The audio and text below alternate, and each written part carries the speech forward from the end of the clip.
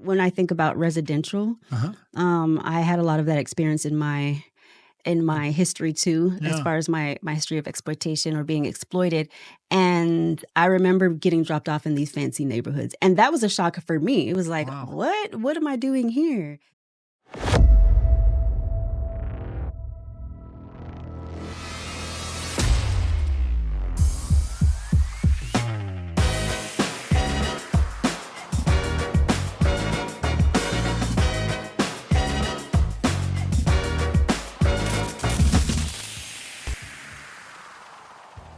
Hello and welcome to The Movement, a podcast to resource, empower, and develop leaders in the fight against human trafficking. Thank you for joining us. And today we have a very special guest, Kathy Gibbons. Let's start with a little elevator pitch. What are you about? What do you do around the fight against human trafficking? Well, I have to introduce myself the way that I usually do. Oh, really? Yes, because it just encompasses everything. And then it lends to itself on what I do in the anti-trafficking movement. So I am a wife, mother, author, writer, speaker, consultant, and advocate. Brilliant. In the anti-trafficking movement. I've been an advocate. I've been in this field, in this sector for about a little over a decade. And I started volunteering. First. It's not. It is kind of funny though. Yeah. But I started volunteering first and then started working with nonprofits and boards and then founded my own, well, not my own, but founded a nonprofit, co-founded a nonprofit, and still in the space doing the work. That's a lot to do. So resource, empower, develop. Let's pick one. Maybe some resource. Let's go into, when we talk resource, we're talking, I imagine that everyone watching this knows nothing about the subject. Mm-hmm. What's good for them to know? What things do you think we should be sharing that would be helping people to access what is going on? What is this? We think about human trafficking. We think about public health. We think about it being, obviously, it's a crime that affects all communities. For instance, we can say the healthcare sector, right? Really? A lot of individuals that experience trafficking are seeking help. A lot of times the hospitals, healthcare workers are their first point of contact before any other agency. So healthcare, they're probably the most consistent place that someone's going to see someone who's been trafficked. Yes. And in most cases, is it recognizable and obvious? I would say no to the individual that doesn't have, it's not listening to this podcast. Once you listen, you're going to be good after this. Exactly. But yeah. So the individual that after you listen to this podcast, you're going to be all right. You're going to be all right. Okay, but no, it's not as obvious. So I think most people don't believe it's here, don't believe it's in the U.S., which is one thing. Mm-hmm. So you're saying it's everywhere, which is like you can see it no matter what you're doing. It's around you is what I'm hearing. It is around you. You may not be able to see it, but it is around you no matter what you're doing. So why is that? Why can't people see it? Because of the complexity of what it is. It's a crime, a business. I'll talk about it in the frame of a business, right? Do that, yeah. If they need this to thrive and it is not illegal, then of course they're going to find avenues and ways to hide it in plain sight.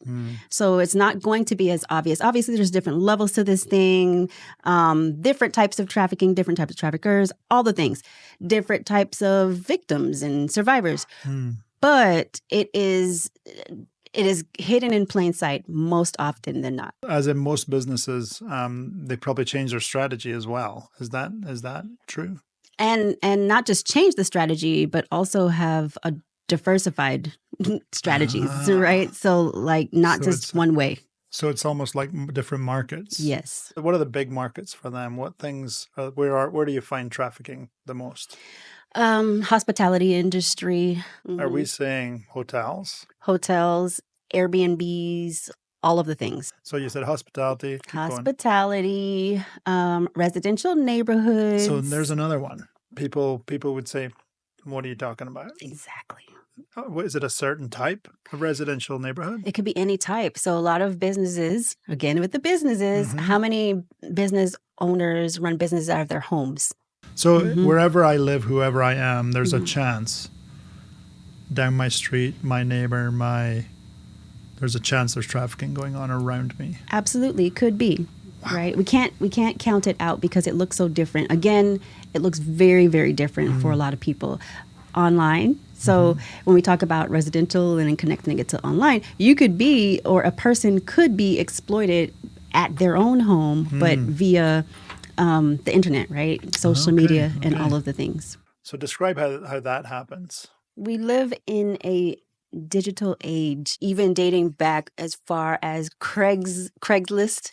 And you know what? That was back in my time when I was being exploited. Like, that's where it started for me. And then it just evolved. You said that, but we haven't introduced that. Oh, yeah. I'm sorry. It's not, I didn't know you. We didn't have to talk about it, but I just for everyone listening, because did she say she was exploited? Yes. Oh, so a part of what I do, the reason why I became an advocate and the reason why I became in this space and joined the fight against human trafficking was really motivated by my personal experience. I describe, so no one has met someone who's been through that. What things should they know about you and your journey that it would be valuable to them?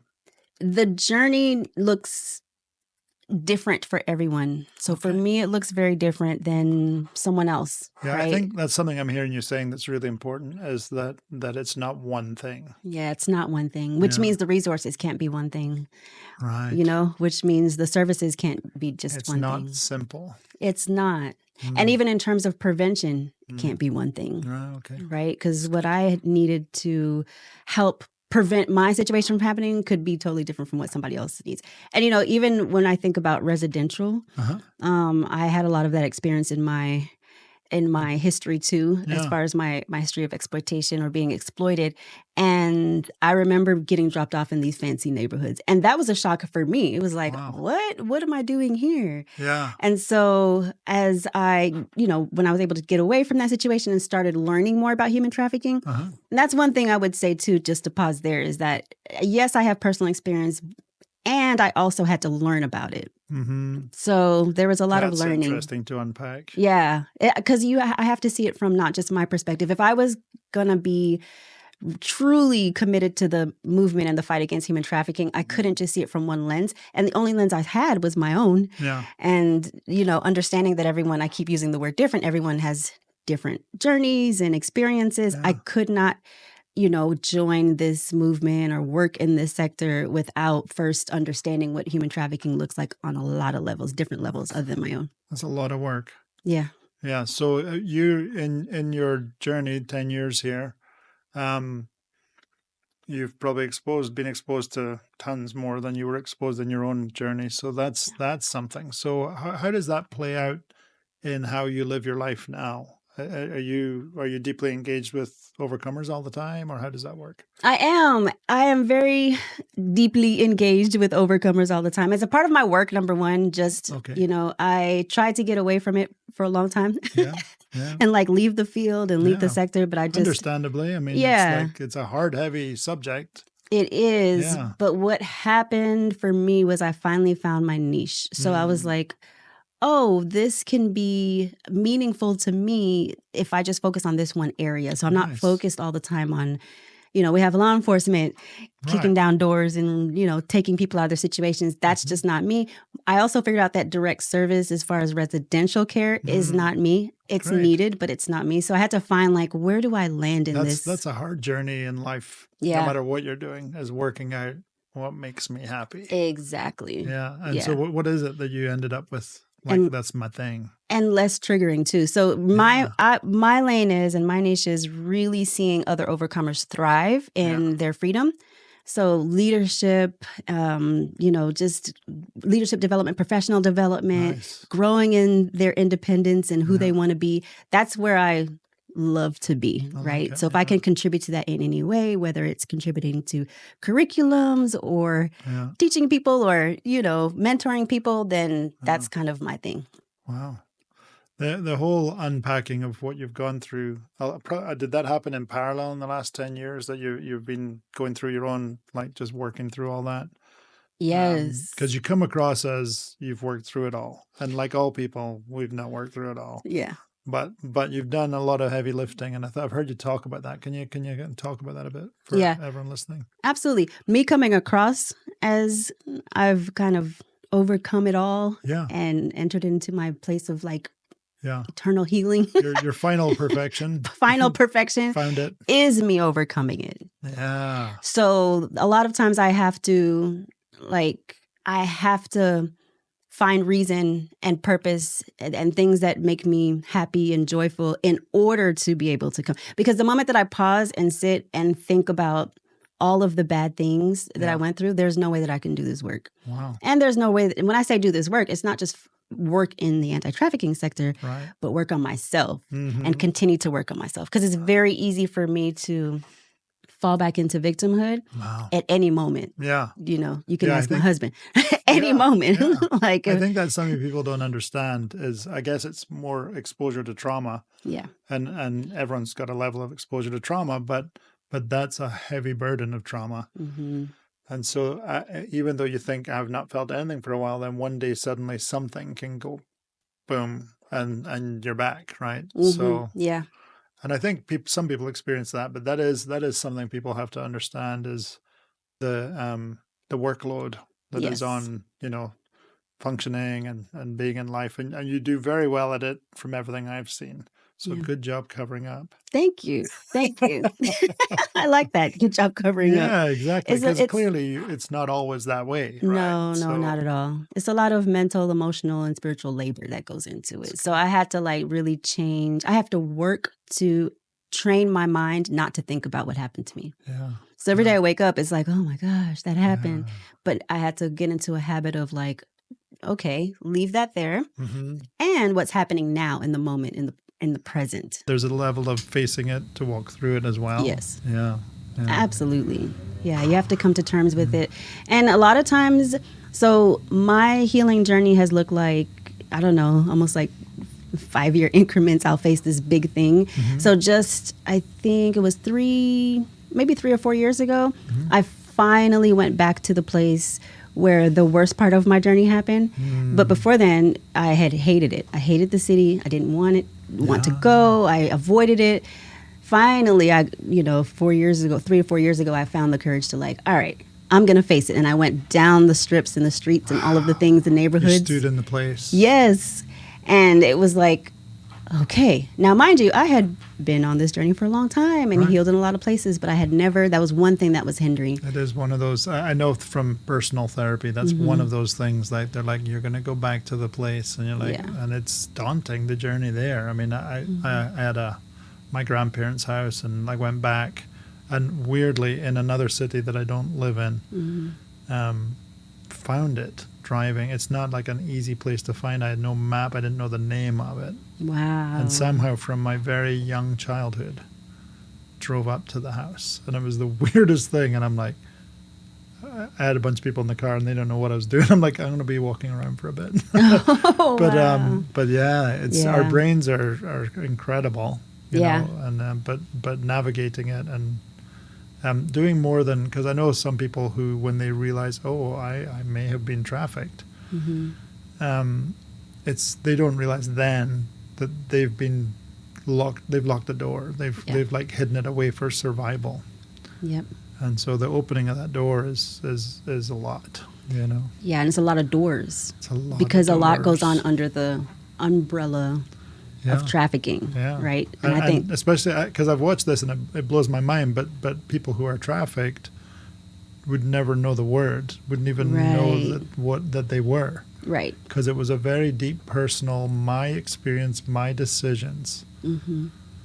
That's interesting to me. Just so I don't know if is that always the case, or is it just often the case? I don't know. For me, I would say it's often the case. I can't speak for everyone else, but I've seen it a lot and heard about it a lot, right? Where it's like that is often the case. And it's so hard because you get out and you're trying to learn about this thing called this new terminology called trafficking. And then as you're learning, you're kind of linking it back to all of the multiple of experiences that you had, and you're like, oh, so the learning part is hard too, because you're like, I remember that time too. And so you're trying to manage that. Manage it all. It's one thing at a time out of the box. Exactly. So for me, I just, trafficking, I'm like, oh, it's trafficking. It just, I for a while I was just using it as a cover-up term, but it's so woven into every part of that who I must am. be complicated, because everyone who's trying to help, all well-meaning people, completely botching the words, the care, the personal side of it. That must be hard to watch. It's very hard to watch, and I think a little confusing at times. So I can tell you that for me, one of the things that people don't typically understand is that while I was experiencing trafficking, it was horrible and it was awful, but it was more for me than this big umbrella. It was more of these multiple experiences at one time, right? So some of those experiences were awful and painful and scary, and I didn't know if I was going to live through it. But then some of those experiences were moments of laughter. Right. It was life. And fun and yes. And so when you think about it. Exciting. Exactly. Which is that is hard for people to get. Because they think all horror. Yeah. And it's life. It's like there's something going wrong, but over here there was something that was good, and maybe I missed something over here. Right.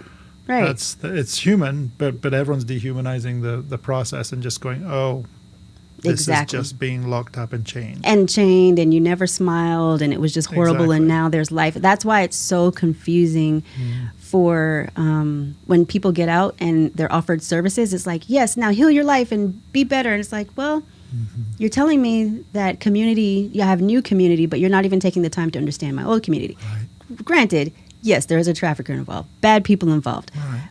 Did you ask about the other people that I was out there with? Maybe I bonded with some people, and also the process that took you in was being loved, cared for, understood. I mean, that's a complex set of emotions. Yep. What's the right way for someone to say, okay, this is real, affects me, could affect my family, could affect anybody? What's a good response to first learning about this stuff for you when you've watched lots of people come into the movement, get involved heavily or lightly? What do you think? What's the right way of dealing with this information? Start slow.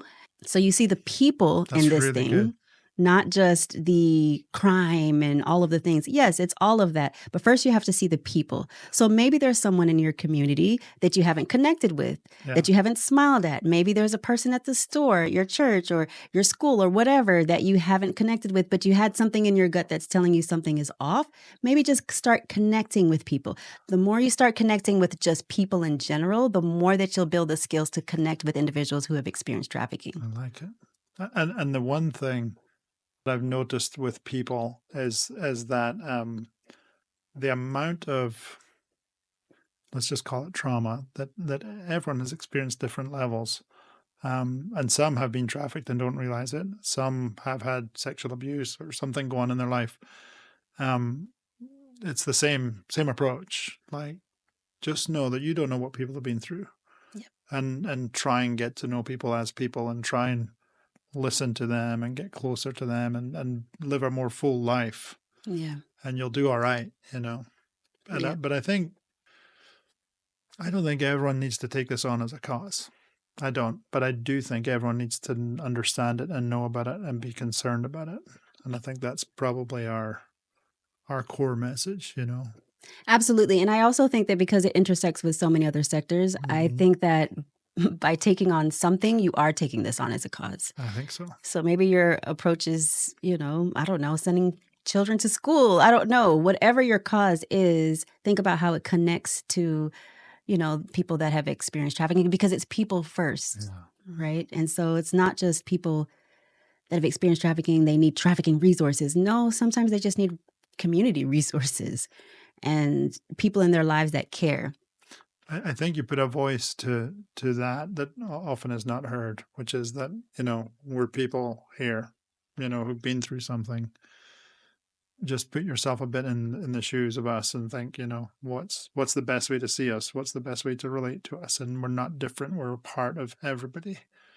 I think that's probably a thing. And then your other kind of general message that we started with, that it's all over the place. It's around you.